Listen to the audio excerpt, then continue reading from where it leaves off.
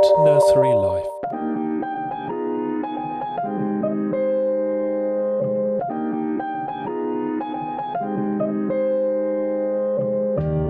The Mindful Mondays podcast with your host, Sam Green, on That Nursery Life.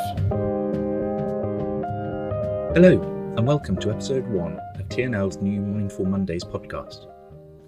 With all that's going on in the world at the moment, we hope these weekly episodes will help to start your week with a hopeful, energised frame of mind. This week, to get us started, our theme is remembering why we do what we do. So, let's be honest. Being an early years professional just now is, in many ways, a bit shit. All of the pre-existing issues of too little pay and too much work are being compounded by the ever-present risks of COVID-19 exposure. At a time when early years professionals like you are working doubly hard, the lack of recognition of that effort in the public consciousness is especially frustrating. But I promised you a hopeful and energised frame of mind this morning. So let's take a moment to pause and strip away all of those challenges. When we do, it doesn't take long to bring our minds back to the heart of why we do what we do in early years: the child. As important and legitimate as all of those sector anxieties are, let's make a conscious effort as we start a new week to focus on the joy and privilege of being part of dozens of young lives. When I reflect on my own time as a nursery practitioner, I often find my mind drifting back to one pair of siblings in particular. I'm going to change their names and call them Chantel and Adam. Their story is far from unusual. Born into a family with two parents who each had a range of complex needs and learning disabilities, Chantel and Adam did not grow up in the sort of caring, nurturing environment all children deserve. I first met them when they joined our nursery at the request of the local children's social care team. Chantel, who must have been then about 2, was, and there really is no other word for it, wild. I remember her as a little ball of energy and unkempt hair, who would ricochet around the nursery from one activity to the next, without being able to engage in anything for more than a few moments. Adam, meanwhile, was in preschool, a solid little boy with 2 distinct modes. Much of the time he was withdrawn, quiet, and almost sullen in his disengagement. But, often without any obvious trigger, he would transform into an angry, physical child, who also clearly lacked the personal and emotional development to manage his own feelings and behaviour.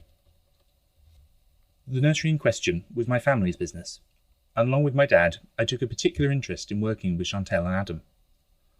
Over the months and years, our nursery team pulled out all the stops, and ever so gradually, that love and professional diligence began to make changes. Chantel began to speak, and as she did, a wonderfully affectionate and curious personality emerged. Adam, meanwhile, came to flourish in the calm, caring, structured environment of life in our setting.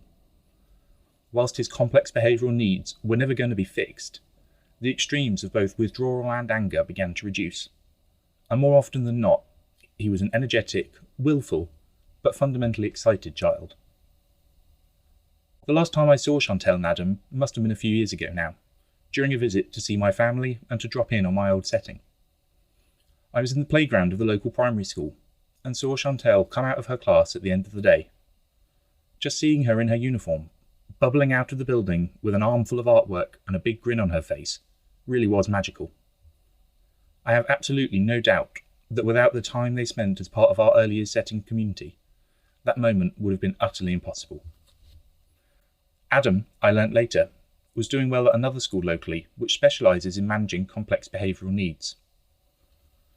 On top of the tremendous impact the preschool team had on him personally, their advocacy on his behalf as he approached the transition to full-time schooling was instrumental in his being offered a place at the school he needed. Now, I'm not sharing this anecdote to toot my own horn or to big up my former colleagues, as much as they undoubtedly deserve it. All of us who have spent time working on the front line of early years will have stories like this. Stories of the children who have crossed our paths, and for whom, for one reason or another, our presence in their young lives has made a real, lasting difference. As hard as it might feel to get yourself out of the house and off to work at the moment, remember those children and the impact that you had. Remember that the only way we can be there for the next child who really needs us is to show up. I hope that you have a week filled with joy and productive chaos, I hope that the children in your current early years community bring smiles to your face and laughter to your lungs. And though they don't know it yet, know that just by showing up, you're doing much more for those children, who will reap the benefits of your care and education for decades to come. For as long as lockdown lasts, we'll be here with you every Monday morning to start your week with another hopeful, optimistic message. I hope you'll be able to join us.